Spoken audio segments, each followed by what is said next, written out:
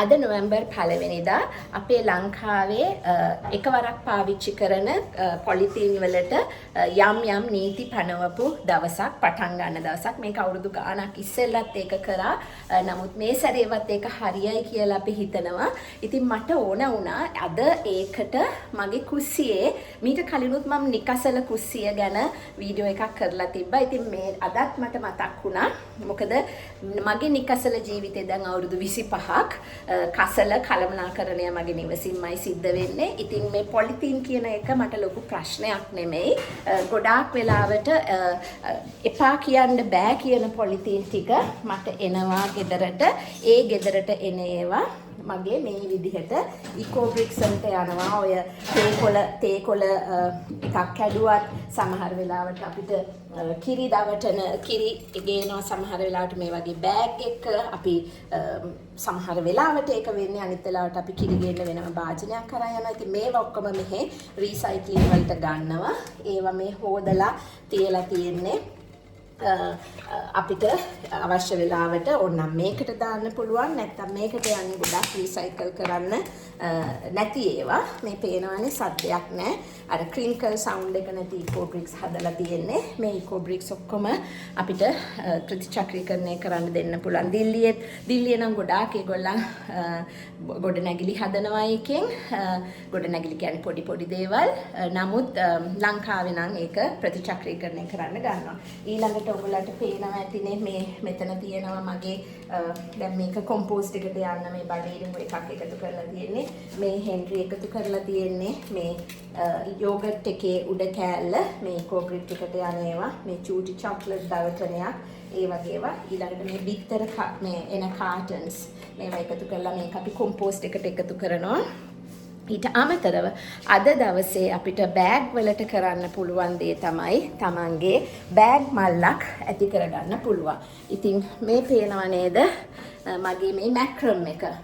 මේ මැක්‍රම් එක තියෙන්නේ තනිකර බෑග්.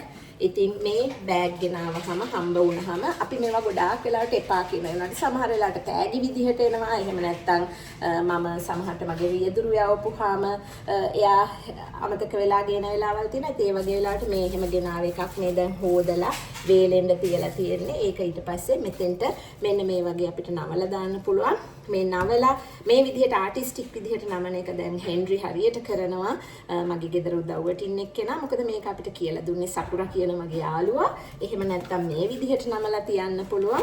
ඉතින් මේ ඔක්කොම විවිධාකාර සයිස් එකේ මේ තියෙන්නේ නමපුවා එකතු කරලා තියෙන්නේ කඩේ යනකොට ගේන්න ආපහු බඩු ගේන්න ඕන වෙන එක. ඉතින් හිතන්න මේ අවුරුදු 8ක් පුරාවට මම එකතු කරපු පොලිතීන් මලු තමයි මේ තියෙන්නේ. ඒ වගේ මේ සමහර වෙලාවට මේ වගේ මේ බොහොම භයානක නූල් කෑලි එනවා. මේවා නූල් නෙමෙයි, මේවා ප්ලාස්ටික්. ඉතින් මේවා අපි පාවිච්චි කරන්නේ නැහැ. මේවා ගොඩක් වෙලාවට රීසයික්ලින් වලට දෙන්න තමයි මේ මෙතන තියලා තියෙන්නේ. ගොඩාක් එකතු වුණාම මෙහි අය අරගෙන යනවා. මේ අර භයානකම දවටනය මම මේකට හරි විරුද්ධයි. ඉස්සර ඉඳන්ම මේකේ ලූණු වගේ අල වගේ දේවල් තියෙනවා. මෙහෙම ඒවා අපි නිතරම ගේන්නේ නැහැ. හැබැයි ගෙනාවොත් මේ විදිහට අරන් තියනවා. මොකද මේක ඇතුලේ කවුරු හරි හිර වුණොත් ආහාර සොයාගෙන යන සතෙක් හිර වුණොත් හරි පව්. ඉතින් ඒ විදිහට මලු ටික එකතු කරලා තියනවා වගේම තව කියන්න ඕනේ දෙයක් තමයි මේ බලන්න මගේ අනිත් කුස්සියේ තියෙන බෑග් මලු මුල්ල මේ තියෙන්නේ. ඉතින් මේ බෑග් මලු මුල්ල මේ ඔක්කොම එකතු කරලා තියෙන්නේ නැවත පාවිච්චි කරන්න පුළුවන් මලු වර්ග අපිට හම්බ වෙච්ච. මේකේ තියෙන ලොකු පොලිතීන් කෑලි බෑග්ස් ටික. ඊට පස්සේ මේ අපේ පොල් ගේන මල්ල එකේ පොල් තියෙනවා. බලන්න කොච්චර පරණද කියලා. නමුත් දැන් මේක අවුරුදු 8ක් පරණයි. ඒ වුණාට අපි ඒක තාම පාවිච්චි කරනවා.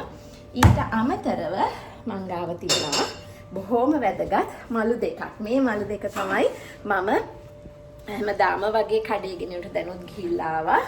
මෙන්න බලන්න 2008 Society for Conservation Biology කියන කොන්ෆරන්ස් එකේදී මට හම්බ වෙච්ච බෑග් එකක්. මේක ඇත්තටම මේක බ්‍රසීල් වලදී මට හම්බුනේ. ඉතින් ඒ මතකයත් එක්ක මම ඒක පුළුවන් තරම් පාවිච්චි කරලා දැන් ඒක කඩේ ගෙනියන්නත් පාවිච්චි කරනවා. ග්‍රොසරි බෑග් එකක් විදිහට. මේ බාන කොච්චර මේක කිලුටුයිද කියලා.